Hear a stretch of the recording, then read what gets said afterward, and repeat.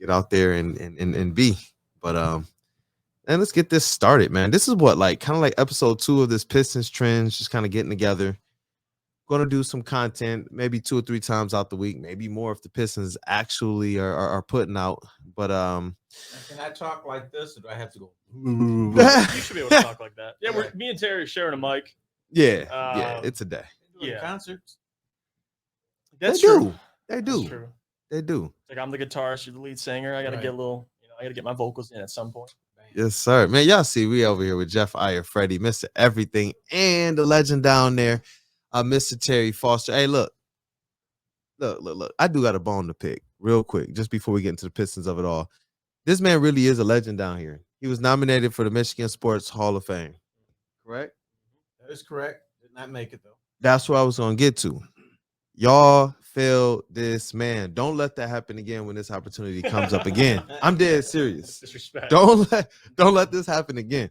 I felt like, it was such an honor to see somebody who meant so much to my sports, especially when I went away from home to the East Coast. Valenia Foster was on religiously. Like I told you guys this before. I had wifey and Lil Man in the studio last week. She vouched for it too, man. She validated it all. Definitely don't let this down again. If you get the opportunity next time around, make sure you put in those votes. He deserves the flowers right now. We're gonna continue to make sure he gets those. Mickey Redmond won't be on the ballot next time. He won't be on there next time. That's who won it. Yeah. Oh well. Yeah. And that's we can understand that. Yeah. We can understand, but scored 50 goals in the season. So. we can understand it. Okay. Sorry. You see the humble legend down there, man. I appreciate it. I definitely Michael do. Jordan can't win MVP every season. You know what I mean? So not every season. Yeah, so you got it. Or Shaq, so you gotta get Shaq. You got the D-Mac of it all. Come on in here, man. Just say what up real quick. You need to be up in here. Trying to entertain. He is spitting knowledge. Stories with Uncle T. Foss. Yep. Yes, sir. Uncle T. We hope. Love your show. Hey, let's rock. Love your show. Hey, bro, man, I love Darren Legends. McCarty, man. Legends. Dog, legends. I love Woodward Sports, man. It's Surrounded by awesome. legends.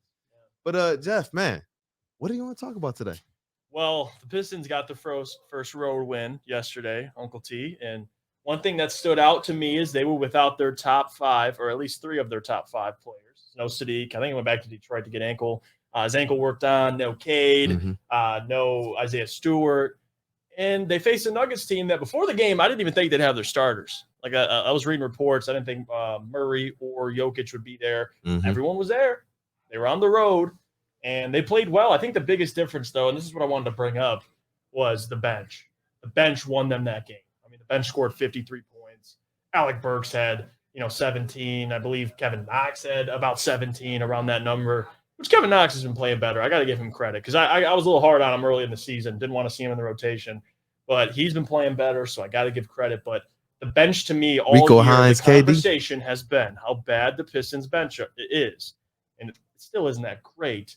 But again, they haven't been 100% healthy, and it was nice to see Burks and Knox play well. I mean, Burks in the fourth quarter was their best player at 7 points. So I love what I've seen out of Burks. I hopefully and Bojan got, he was playing well as well. The only thing that I didn't like with Bojan is down the stretch, just giving Bojan the ball and saying everyone get out the way. Yeah, not a big fan of that, but overall can't complain too much. Uncle T, they got the first win on the road, and they still have the worst record in basketball. But you look at the positives. And, 3 out of your top 5 players are out. Still beat a really good Nuggets team. And if Troy Weaver, if you're listening, I would talk to Burks very soon because that's a man that I really want in Detroit because a guy like that coming off your bench, he can play the 1 or the 2. He can shoot the ball. He just knows how to score. So I'm all for Burks. But I was pleased last night. I really was. One thing that happens in the NBA, and I have no idea why it happens, is if you get key injuries, at least for the first few games, you get high energy production from the people who are left. And then it just disappears. Like, bam. Yeah. You don't know if it's going to be 2 games, 3 games, 8 games, but at some point, they're going to come back to earth. Yep. And, last night, you're playing Denver, who's a high energy team, not going to play defense. So anything can happen. Yeah. Speaking of not playing defense, Jokic, he's not the greatest defender. And Bagley last night played well. Got to give it credit. The only thing I didn't like, though, and I I get why he's playing center. I'm not Jeff. Injuries to Stewart. It's hard. Who are you going to start at the 4? I get all of that. All right, Bagley has to play center for right now. And Uncle T, he's barbecue chicken in that paint. I mean, he really is. He's not a great rebounder. He's not a good post defender. And he's out there playing the 5, which he isn't a 5. He's a true 4. But it's tough when you're facing Aaron Gordon. I mean, you're facing a small lineup. I get it. You have to match that, but I cannot wait till Isaiah Stewart comes back because I can't see Bagley. It's a decline in the level of like tenacity and physicality on the defensive end, and rebounding. That just seems to go away. He played good offensively. He was just watching him, watching him fly away. You know how many he had last night? How many of you guys think he had last night? What about you, T-Foss? How many rebounds? Did you have more rebounds than Bagley last night? I'd say he had 3. 3. Is that what it was? That's what it was. Man. I thought for some reason it was 14 and 7. I went back to the box score, looked at it and everything, and I was like, did Bojan get a double-double? Close to it, 9 rebounds. Killian Hayes as well, 9 points, 9 assists. He looked good in the half court. Now, my eyesight might be failing me because I'm old, but I swear some of the balls that should have been rebounds went through his hands. Bro. Whoever was behind him, and they just put it back up. Bro, look, you're not getting a rebound. Because for everything that I love about Marvin Bagley in the pick and roll and what he brings to this offense, on the defensive end and with rebound, if you're not getting a rebound, you can't let your guys score over you. You can't let that possession be the one in which they get the second chance point. Bro, you can't do that. Hey, Spud Webb would have got rebounds against him. He would have scored. He would have got rebounds under him. No, right. I'm glad you brought that up because look, you already know Jeff and I, when we can make this work, Woodward Pistons podcast is going down. But it's in our minds. They all kind of think the same. When I was looking at the game, that was just irking me because you've heard me on here talk a lot about the positive effect Marvin Bagley will and does have in the pick and roll game. But defensively and rebounding is just like, wow. I want to just chalk it up to being a 4-man, but there are 4 men in this league that go hard in those areas. Yeah. Especially with his build, man. Yeah. And I hate saying this word because I think it is disrespectful, but Uncle T, you can check me if you want. I just think I probably won't. I think he's soft. Like that's what it is. And not saying he's soft is an insult, but compared to Duren or Stewart's 6'9". Stewart's 6'8", maybe 6'9". Undersized, though, man. Plays with that mindset of I'm going to compete at 110% rate, trying to get rebounds, defending in the paint. Mm-hmm. Bagley just doesn't seem like he gives any effort, or at least not much effort. And that's what I mean by soft. It's just he doesn't have that tenacity. I was thinking of another S word, sluggish. That's another one I think you can use. It's like feet are in quicksand. Now we're gonna do an alley-oop. We're gonna do me rolling to the rim on offense. He's like, bam. It's awesome. Yeah. Like, to get a bucket, he's great offensively. He's great. if you don't want to put effort out on defense, come on. Yeah, why am I playing? There's some coaches just wouldn't even play him. I don't care how many points you score. Yeah, and I saw James Edwards of The Athletic. He tweeted this out after the game last night that Casey said he sees Jalen Duren more as a starter than a bench player. Obviously, just like all you guys are thinking right now and probably doing, the most common theme or meme I probably saw in that thread was the Obama one when he's like, then why is he not starting it? Right. Yeah, it's the same question that as soon as I told Jeff about it, like, hey, this is what Casey said last night. He was like, then why is he not starting? That was my response, man. Duren, you can see the impact Duren has too. Like it's Wrote it's about sad. it last night. Your roster is lacking when everyone's clamoring for a 19-year-old to get in the lineup to make an impact defensively. Like it's gotten to that point. And I'll even go back to game 1 when we were at the arena. You were there, Sean was there, Troy was there, the whole clan, and other people from Pistons Twitter watching the game. You saw the impact Duren had when he leaves the court. You saw the impact that it had on the game. So for Duren, man, he's a menace. And in my opinion, I think he should be starting, especially the time without Isaiah Stewart. If he's earned it, and he's been pretty good at staying out of foul trouble. He gets fouls, but it's not getting them early. Yeah. So I think he's been doing a better job at that. Duren has a case to start, man. I mean, no question, especially with Isaiah Stewart out. I don't see why Bagley can't come off your bench and provide that offense. But defensively, you need Duren in there because they're giving up 30-plus points in the first quarter consistently. Like you need some sort of presence. I know it's not all on Duren. I mean, it's a lot of guys that need to step up. Bojan's a part of that too. He's a liability on defense, but You need Duren to balance that out a little bit, in my opinion. You do, because your guys that are liabilities, you know that they're going to be liabilities. Yeah. They didn't bring Bojan here for his defense, and Absolutely. they knew Bagley. They wanted to see more. They wanted to see what he could give. These are the comments they put out there when they first acquired him. But everybody kind of knew what it was with Bagley defensively. But with Jalen Duren, if he is the guy that goes, if he is the guy that's earning that time, I know that the comments early on was that he was raw, he was athletic, he still potentially needs to learn the game. We stated we just need to see this man do the big man triage, pick and roll game, active defense, rebounding. And if you can keep him within that, if he's smart enough to keep himself within his strengths, that would earn him the ability to start sooner, not just play, not just not take trips down to the G League, but actually start. And that's what I see out of Jalen Duren. It's getting to the point where I put whether he starts or not, the man just needs more minutes. Last night, he was up like 10 minutes in the first half. Second half, it was 16 minutes he got. Yeah. So that definitely is a better trend. And I know his fouls. Let's debunk the myth for the people, Jeff. This man, what up, Spence of the Woodward heavyweights? Let's put this in perspective. Jalen Duren only averages 2.2 fouls per game in 22 minutes. He deserves a little bit more time. His IQ is showing to be a little bit better. Now, he needs to get more polished. This is where things get a little tricky, and I don't think it needs to be anymore. I get it. He's not as polished as offensively. I get it. His moves aren't things you could depend on like Marvin Bagley's. But if you're going to go heavy offense with Bojan Bogdanovic in the first quarter, you got to have Jalen Duren's defense out there like you alluded to.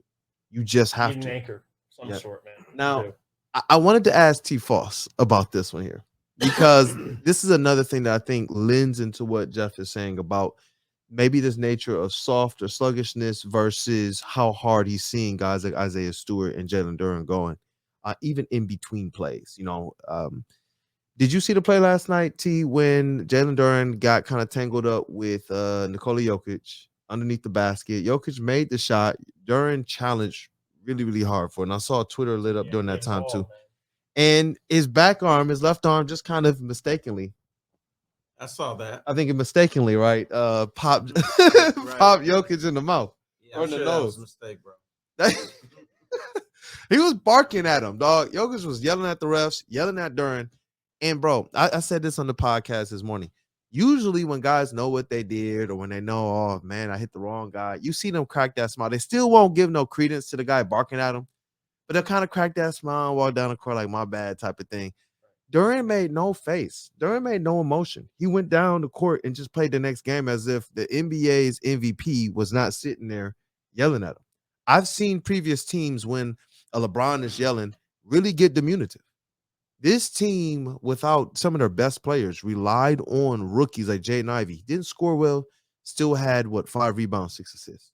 Still tried to stuff the stat sheet and do things in other ways. He didn't expand the shot attempts beyond the 11 that he took. So he's 3 of 11. What do you see in Jalen Duren, man, as it relates to some of the previous teams you've covered, some of the previous Pistons teams you've covered? What do you see in him that might remind you of those teams? What I see is a mistake by Dwane Casey.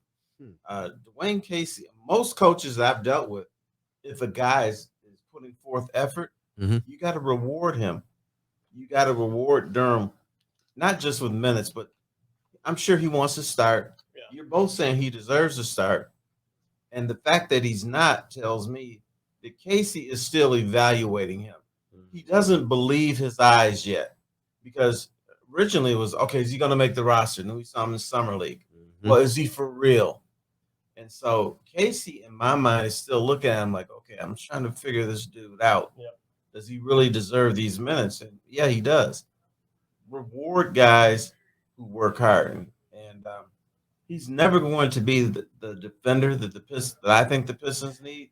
They need a rim protector in the worst way, at least a lane protector, a guy that's going to say, if you come in this lane, you're going to think twice about it. You're gonna pay. Or right. You're not going to get bunnies and putbacks. The Pistons need that guy who's an ass. You're not going to get offensive rebounds against me, and you're not going to get an easy shot against me. I'm so glad you brought that up, man. I ranted about that this morning. I'm like tired of the and ones. I'm tired of the weak kind of reach-in fouls. The kind of when somebody's going up with a putback, you just let them get the rebound over you. Now you're going to foul them on this putback, and it looks soft.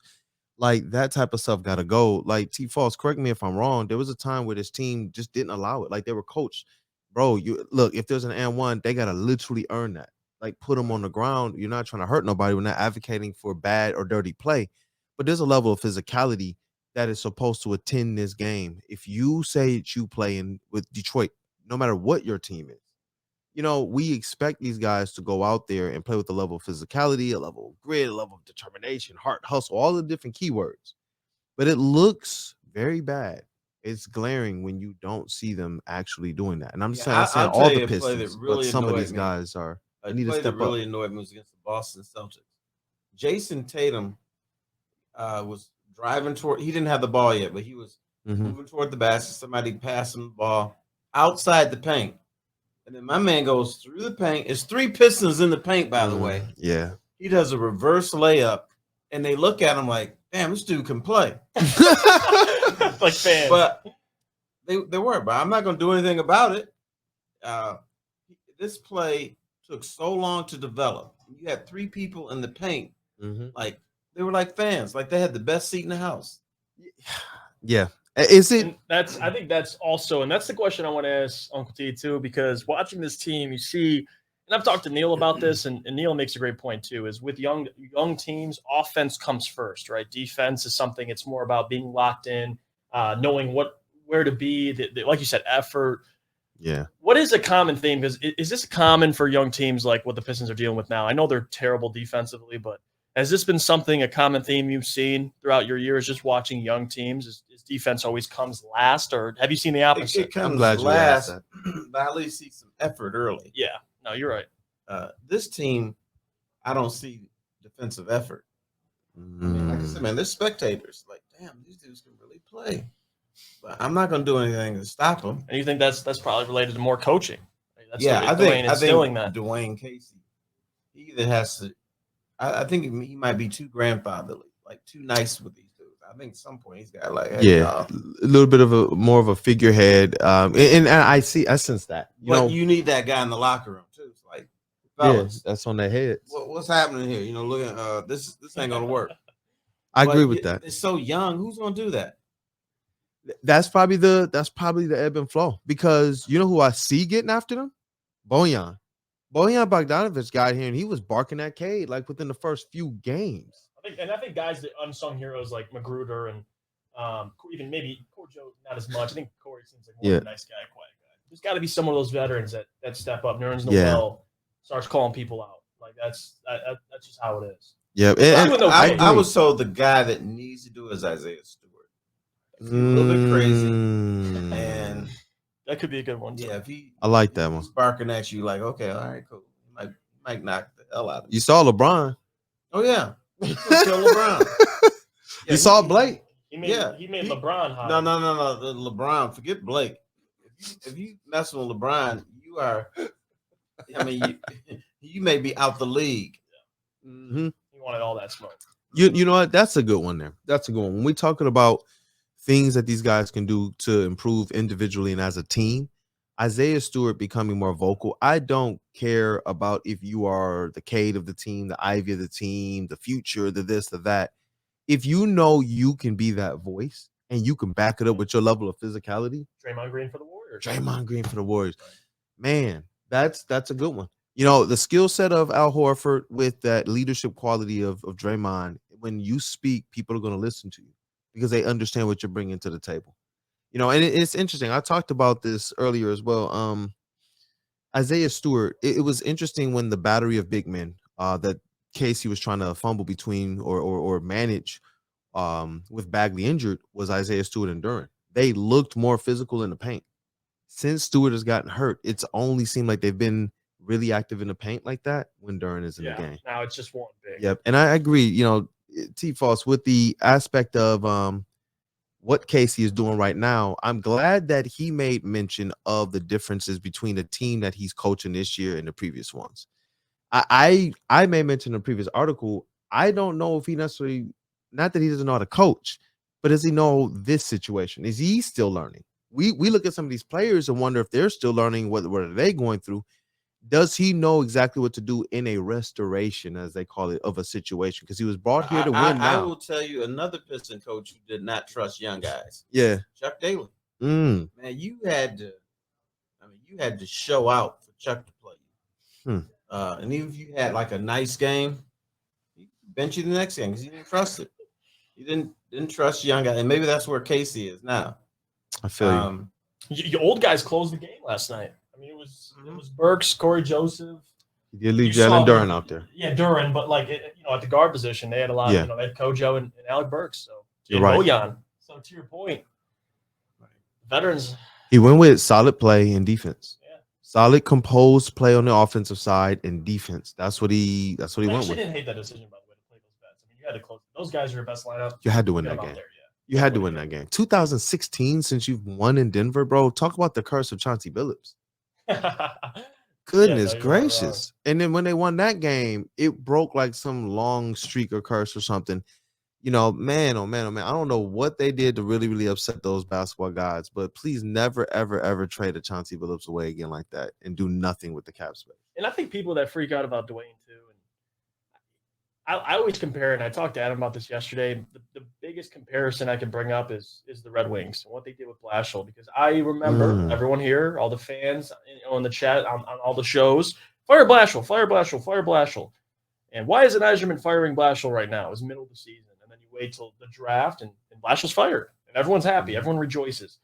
And again, I have my own theory with Dwane. I think he'll retire and become maybe a part of the organization, or maybe he pursues other things, whatever it is.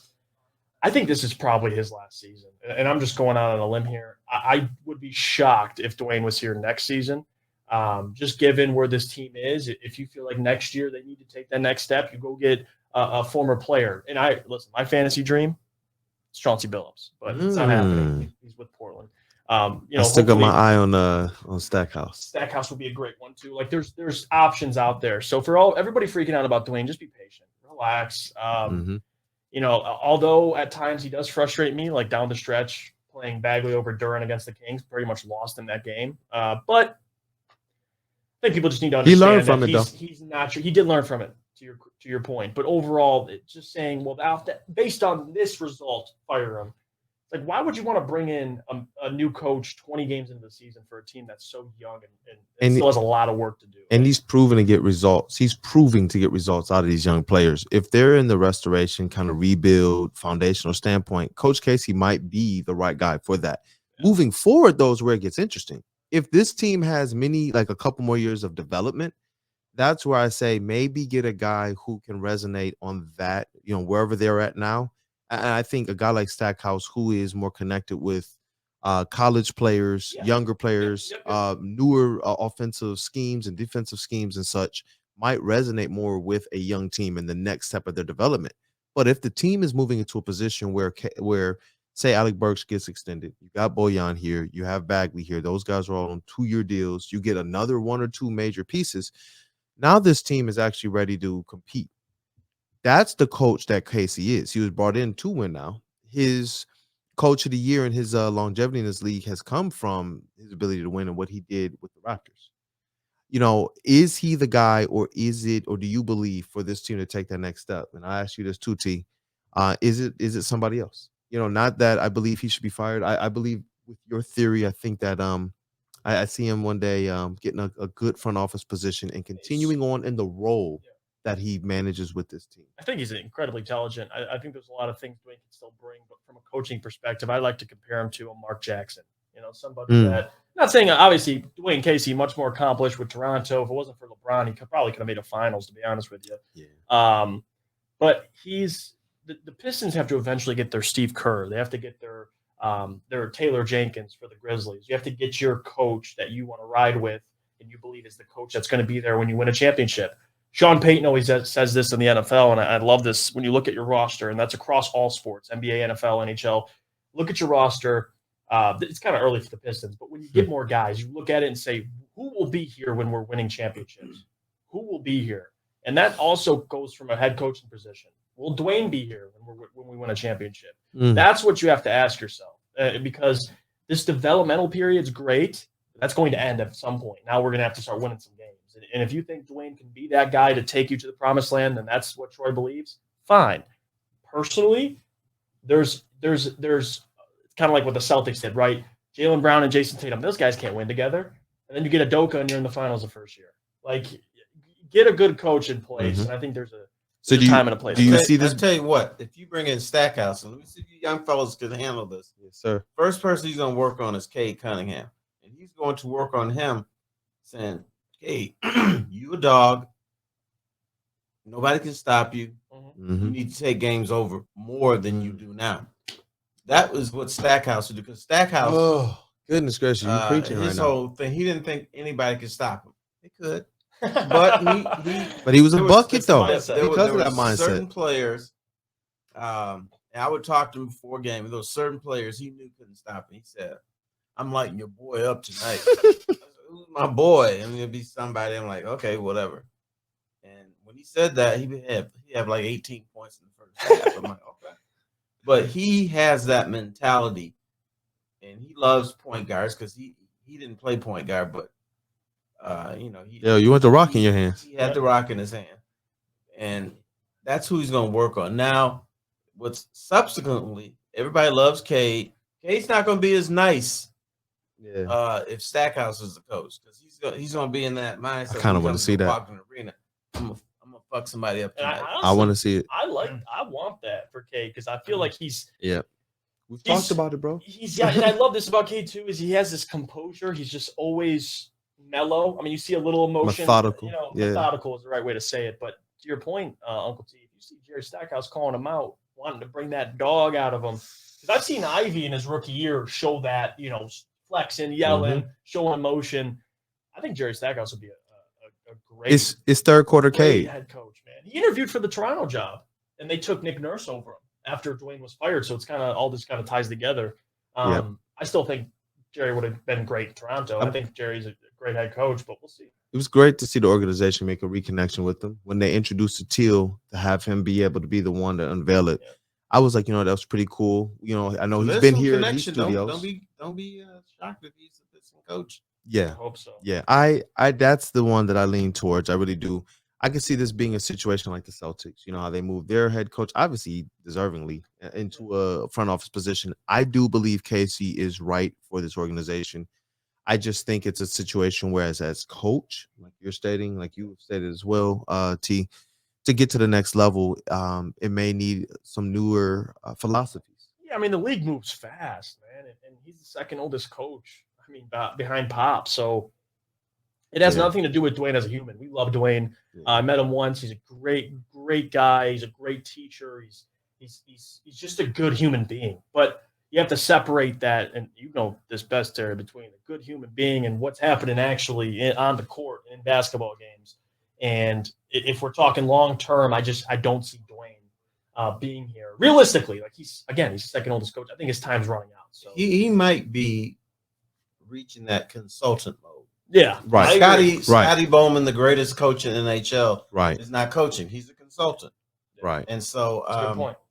Greg Popovich will be a consultant. Mm-hmm. Yep. So maybe that's his next stage. And then, I mean, look at the trend: the younger coaches. Yep, former players too. That's what I was saying. Former players. Yep. Doing.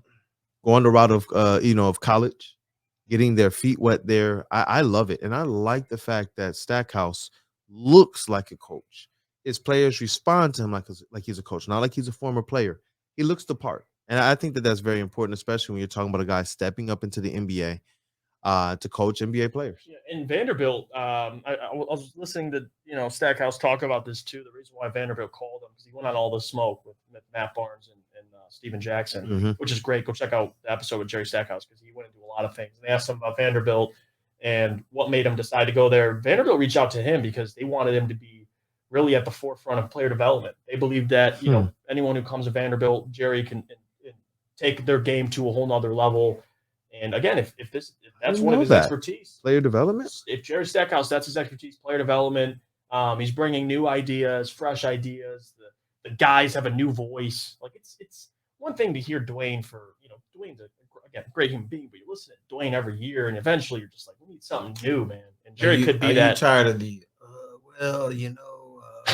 We gotta them. Well, yeah, I used to be. I used to be frustrated with it, but Yeah. at this point, I'm like, the only thing that frustrates me, Uncle T, is listening to him say Duren's a starter, and at he's this not point, starting he should yet. be starting. So And he's not starting. again, Casey traditionally though, he has allowed trends to play into his hands. I've seen him allow trends to be like, Killian ain't working, and then Killian's on the bench. It's not like they leave these situations undone. And in his time here, I've noticed that they have. I don't believe this year. I believe this year is a year that they will know exactly what they're doing with Killian, Sadiq, and Isaiah Stewart, whereas previous regimes, they didn't really know. So I'm trying to figure out how best to judge them. Like I agree with you all. I believe that in the future, there's a new voice that may be needed, potentially seeing Casey move into a front office role to continue within development. But if you're stating that Jerry Stackhouse's expertise is development, everyone here from Stanley Johnson to DeMar DeRozan to Kyle Lowry are saying this is Dwane Casey's specialty as well. But I think that Jerry Stackhouse might be able to bring a little bit more with, like we said, and a little more his, cachet too. yeah, his more philosophies, his And how long has ideologies. Casey been here? 5, Yeah, 4 or 5 4 or years. 5 years. Yeah. He's reaching that point where maximum players tune you out if you've been in an organization for 7 years. That's max. Mhm. So if you talk, he's been here for 5 years. He's reaching that point, and he's not bringing that, fresh voice, Right. fresh ideas. Probably giving them the right ideas, but Mm. you got to present it in a way that's going to get these guys motivated and ready to play. Right. It's not about what you say; it's how you say it. Sometimes, like Right. you can say the right things, but Jerry comes in and it's like you said, newer voice. He can kind of relate more to those guys. Like, not saying Dwane can't at all, but it's just different when Jerry Stackhouse is telling you what to do. From Dwane, who again has spent 30 years in the NBA, he's won a championship as an assistant with the Dallas Mavericks. Like he knows a ton about basketball. So I'm not saying he doesn't bring value, but just Jerry and that cachet, I like that one. it's different. And plus, they saw him different. play in the league. Probably True. Some of them, exactly. Yeah. maybe they were kids, but they saw him play in the league. He would come in, especially with a certain air about him, especially with the way the organization. And he gets the city too. Like Dwane didn't have those ties to Detroit before. So with Jerry, it's like, listen, I get what situation you guys are in. I get the city. And you know what? I get what they want. You don't think Jerry Stackhouse wanted to win here? I think he did. I think he wanted to win here. This gives him an opportunity to win here. Rewrite that narrative. To rewrite that narrative. Absolutely. If I had to lean one way, it would be him. Is there any coaches out there that catch you guys' eyes? The one I want to bring up, and I want to actually, this is a perfect question for you, Uncle T, because I've been talked to plenty of times about this, and people bring up Ime Udoka, and this is how I describe it. So Ime Udoka is a fantastic head coach. He really is. You take a team in your first year of the NBA Finals, and then you get suspended. Doing that is a huge accomplishment, but how does it? Because you cover teams, like how the PR works with this stuff. You saw the Brooklyn Nets hire Ime Udoka, and then a week later they quit the process and they hire Jack Vaughn, their assistant. Like, I don't know if the PR was too much or they took a huge hit with bringing in a guy who's currently suspended till the end of the year. But he is allowed to interview with other teams. The Celtics gave him that right. Would it make sense for the Pistons to pursue Ime Udoka, or you think the backlash would just be too much? I think the backlash, first of all, won't last a long time. Okay. What's the backlash over? He had sex with a woman in the organization. Winning cures all, right? Yeah, brother, that happens all the time. It doesn't come out. I mean, somebody walking down the hall and say you holler at him, and next thing y'all. But okay. Yeah, I think that's the word there. Yep. Yeah. Word. We got the next show that's coming on. I would consider him, and here's something for you guys to chew on because I got to go. Would you pursue a guy like Rick Mahorn, who wants to be a head coach, who's been an assistant? He demands instant He's respect. a little bit older, but Rick, man, just so many stories, so much knowledge. Rick Mahorn in the locker room, people sit up straight. I'll tell you that. I think so with Rick Mahorn. Because he'll hit you. Yeah. You got to check yourself. Rick Mahorn. Look at Uncle T. Listen, Wait, big D energy. Drop that one and run. I know he dropped a little nugget for us before he leaves. Big D energy, 11-1 Woodward Sports. Go check that out. Yes, You'll see Uncle T on brother? there. Good luck, Uncle T. Yes, sir. Any last words, Mr. Iafrate? I like the conversation we had today. I think the comment, or at least the question I'll throw out to the people, is thoughts on Dwane's future, and really coaches you'd like to see interviewed when that time comes. Now, we're not saying Dwane's going to be fired. We can at least say his time's coming to an end, whether he retires or he, becomes a consultant, whatever. So that's the question I have of you people, man. Who's some candidates you're hoping the Pistons interview at least? I think we can safely say me and yours is probably going to be Jerry Stackhouse. I think that's probably number one. I'm with you there. I want that one, man. Look, I like Jerome Allen too. I think he deserves some respect. He's been on that coaching staff. He's with Brad Stevens on the Celtics. Maybe he gets a look, but from a former player, honestly, like with the Lions hiring Dan Campbell, they wanted a guy who has ties to the city, ties to the team. I kind of like that, So I would like Jerry because he gets it. He really does. That's why I wanted Chauncey so bad. He's gone now. Damn it. But you think he's stuck over there?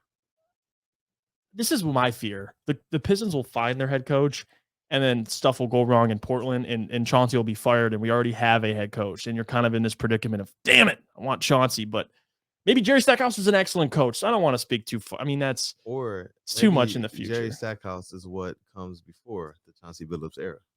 Oh, we're taking steps now. Just like we're taking steps. Okay, you know what? I like they went from the Jerry Stackhouse Till era to the Going to Work Pistons with Chauncey Billups. Maybe that's the route. Who knows? Maybe because when Chauncey Billups first hit the league, we knew he was going to be a good coach. Yeah, but it takes that adjustment period. Jerry Stackhouse, to me, I think with the route he's taking in college ball, it's going to be less of an adjustment period. But you still got to learn the NBA defenses. There are certain coaches who, when they want to lock a team down and impose their will, they absolutely know how to game plan that. Right. Whether your talent is there on the court or not, whether you have all your roster or not. And so I want to see Jerry Stackhouse be able to I'm going to be watching him keenly this year at Vanderbilt, and I want to see what he brings to the table as it relates to game planning. Development, we're going to look at his players throughout the year. I'm glad to know that that's what people see him as. Yeah.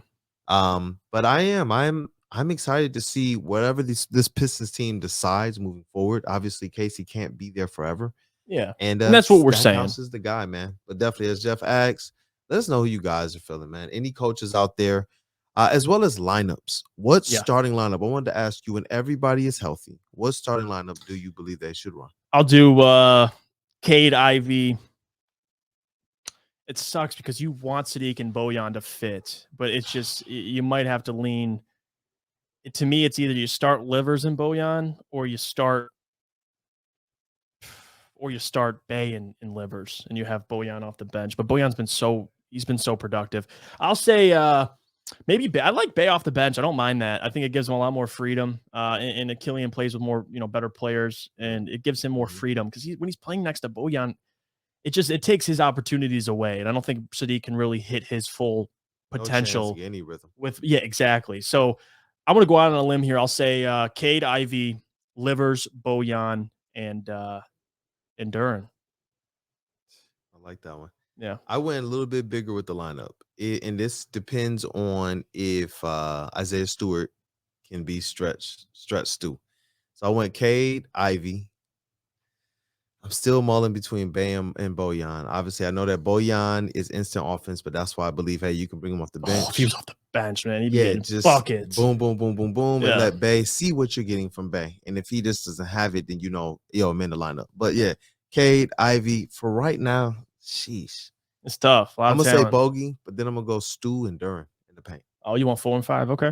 Yep. I wouldn't be mad at that. Yep. If you want to do Cade, Ivy, Bojan, Stu, and Duren, I'm okay with that too, man. Yep. That's nasty front court, man. Yeah, and I believe as good as Marvin Bagley is in the pick and roll game, if Cade can be that guy that is getting it, going after himself, if Ivy can develop it, I can get it going after it myself. I don't have to rely on if the pick and roll is perfect.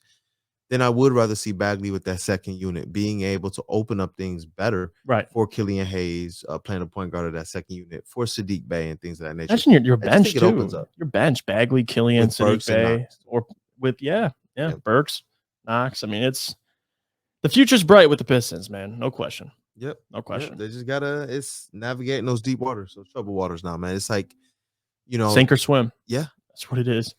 Why? I think that's a show, man. Hey, look, this is your Pistons Trends for Woodward Sports and for Woodward Pistons.